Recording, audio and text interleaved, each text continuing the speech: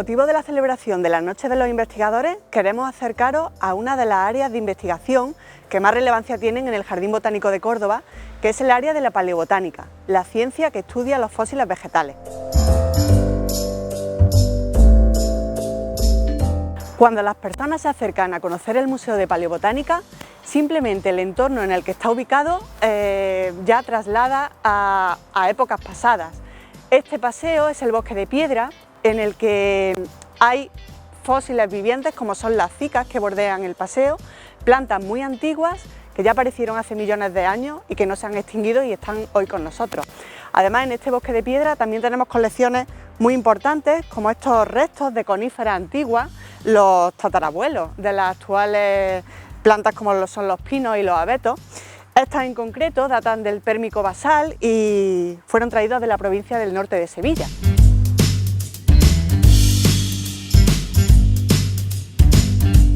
Y en esta parte tenemos otra colección bien distinta, como veis, de fósiles de gran tamaño, de antiguas plantas como equisetos y helechos, estos ya sí extintos, proceden de la provincia de León y son plantas que vivían en aquella época en entornos pantanosos y muy húmedos.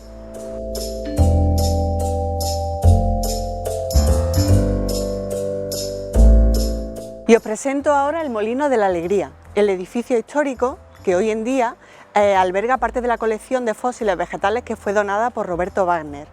Es un edificio que se restauró en el año 2002 y que ya en época medieval tenía funciones de molino harinero y de batán. Si os parece, entramos a verlo.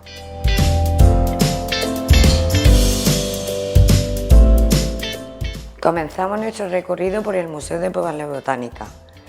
Nos detenemos en el primer elemento expositivo de esta sala, un panel de tiempos geológicos.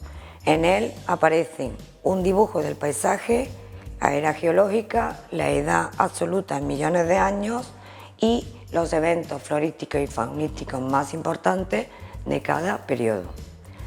Cada periodo tiene un color diferente, color que coincide con los que por convenio se utilizan en los mapas y trabajos geológicos. Como hitos más importantes podemos resaltar la aparición de las primeras plantas terrestres hace aproximadamente 500 millones de años, la aparición de los primeros bosques hace aproximadamente 400 millones de años, así como el origen de los anfibios y alrededor de 350 millones de años la aparición de los helechos y los primeros reptiles.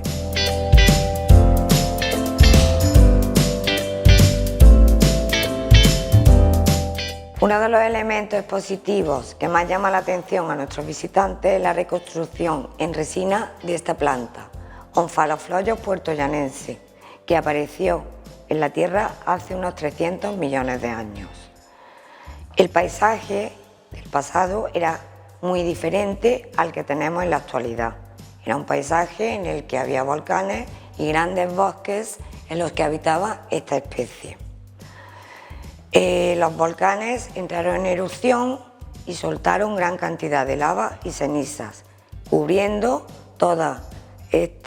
sepultando todas estas especies bajo una gruesa capa.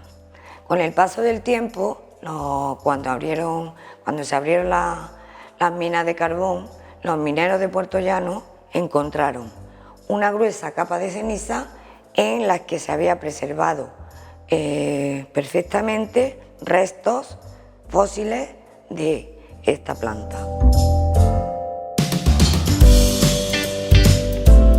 En esta reconstrucción de parte de una mina de carbón podemos observar bajo el carbón esta gruesa capa de cenizas en la que se preservaron helechos arbóreos, es decir, helechos con porte de árbol mucho más grandes que los que existen en la actualidad, y restos de los omphalofloros, tanto de su parte superior como de su parte inferior. En esta vitrina podemos ver cómo se forman los fósiles vegetales. Si nos fijamos en los dibujos, veremos que hay dos elementos fundamentales para que se produzca el proceso de fosilización. Uno es el agua y otro, por supuesto, es el paso del tiempo.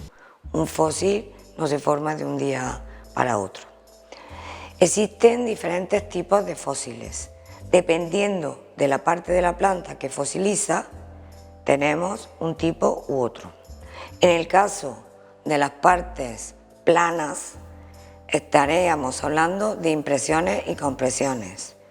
Las hojas, por ejemplo, que son partes planas de las plantas, dejan su huella impresa en el sedimento. Sería una impresión. Cuando quedan restos orgánicos de la hoja, estaríamos hablando de compresión. Si lo que fosiliza son partes más voluminosas de los vegetales, como son ramas, troncos o raíces, ya estaríamos hablando de moldes y contramoldes. Ya en la planta superior del museo continuamos con la exposición de fósiles de flora más reciente entre comillas, porque recordad que siempre en el museo nos estamos moviendo en la escala del tiempo geológico. Vemos a lo largo de una gran vitrina floras que van desde el Triásico a los periodos más modernos como el Cretácico.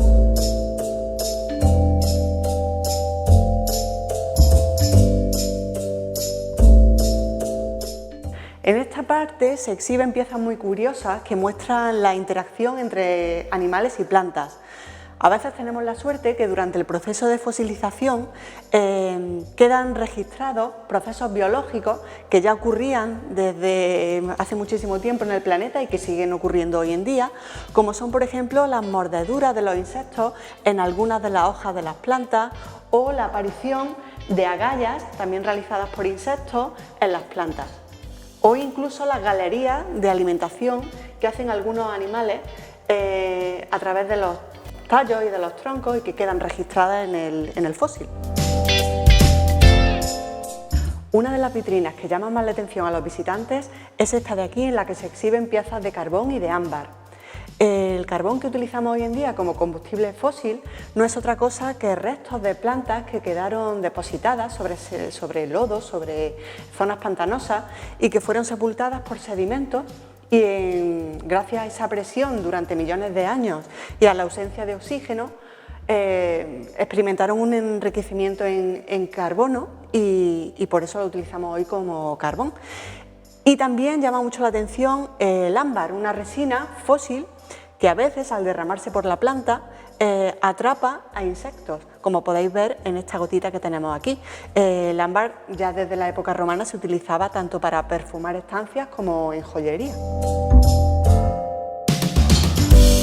Ya que conocemos un poco el Museo de Paleobotánica, os invito a que me acompañéis al Centro Paleobotánico, donde realmente se desarrolla la investigación en esta materia, de la mano de nuestra compañera, la responsable del área, Carmen Álvarez.